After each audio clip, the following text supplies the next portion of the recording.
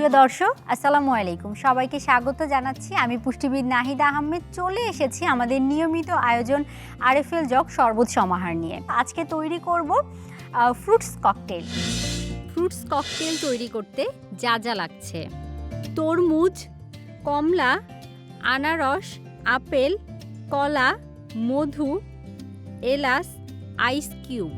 এখানে সবার প্রথমে দিয়ে দিচ্ছি কলা। কলা পটাশিয়ামের খুব চমৎকার উৎস। কলা থেকে কিন্তু প্রচুর পরিমাণে ফাইবার পাওয়া যায়।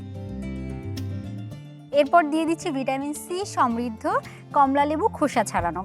কমলা লেবু কিন্তু ভিটামিন সি এর খুব চমৎকার উৎস। যারা অ্যান্টিঅক্সিডেন্ট খোঁজেন, রোগ প্রতিরোধ ক্ষমতা বাড়াতে চান, তারা নিয়মিত কমলা গ্রহণ করতে পারেন। কমলা গ্রহণ করার মাধ্যমে সেটি কিন্তু আপনার স্বাস্থ্য সুরক্ষা দিতে সাহায্য করবে। এরপরে দিয়ে দিচ্ছি আনারস। এরপর দিয়ে দিচ্ছি আপেল। আপেল ফাইবারের খুব চমৎকার উৎস, পাশাপাশি এটি থেকে কিন্তু আমরা সোডিয়াম, পটাশিয়াম, ম্যাগনেসিয়াম পেয়ে যেতে পারি। এরপর আমরা দিয়ে দিচ্ছি তরমুজ। তরমুজ কিন্তু একেবারে কম ক্যালোরি সমৃদ্ধ একটি ফল। আমরা সামান্য পরিমাণে মধু দিয়ে দিব। আর যদি মনে হয় যে ক্যালোরির পরিমাণ বাড়াতে চাচ্ছেন না, তাহলে কিন্তু মধু ছাড়াও এটি তৈরি করতে পারেন। এখন আমরা সবগুলো উপকরণ একসাথে ব্লেন্ড করে নিব। তার আগে এর মধ্যে পানি দিয়ে দিচ্ছি। আর পানিটা আমরা খুব বেশি পরিমাণে ব্যবহার করব না। এখানে আমরা 2 কাপ পরিমাণ পানি দিব। শরবতটি একটু ঘন করেই গ্রহণ করতে পারি। সারাদিন পরে ভিটামিন মিনারেলসের ঘাটতি পূরণ করতে সাহায্য করবে।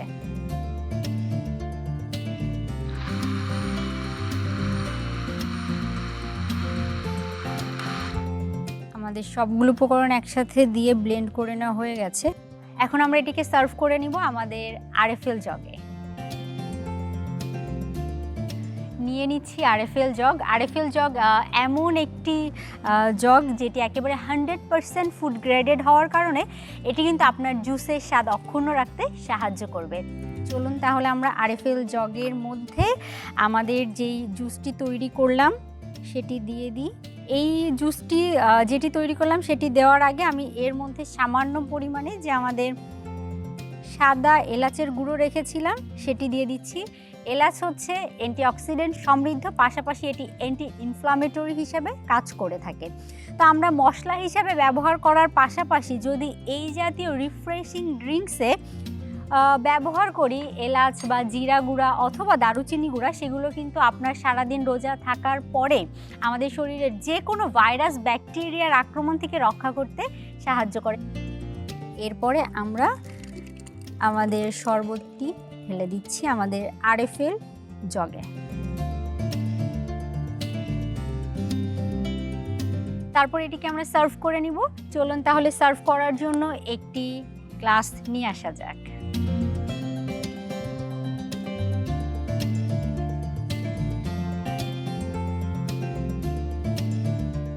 শরবতটি গ্লাসে সার্ভ করে নিচ্ছি। এরপরে আমি এর মধ্যে ঠান্ডা ঠান্ডা বরফ দিয়ে দিচ্ছি। 1 গ্লাস রিফ্রেশিং ড্রিঙ্কস হিসাবে এটি কাজ করবে।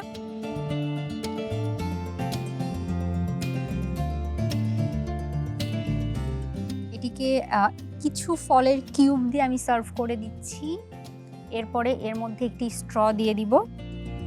ফলের যে ককটেল সেটি তৈরি হয়ে গেল।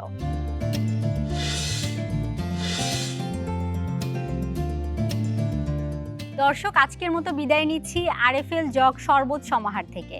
দেখা হবে আগামী পর্বে। চলে আসবো নতুন কোনো শরবতের রেসিপি নিয়ে। ততক্ষণ পর্যন্ত ভালো থাকবেন, সুস্থ থাকবেন আর আমাদের সাথেই থাকবেন। খোদা হাফেজ।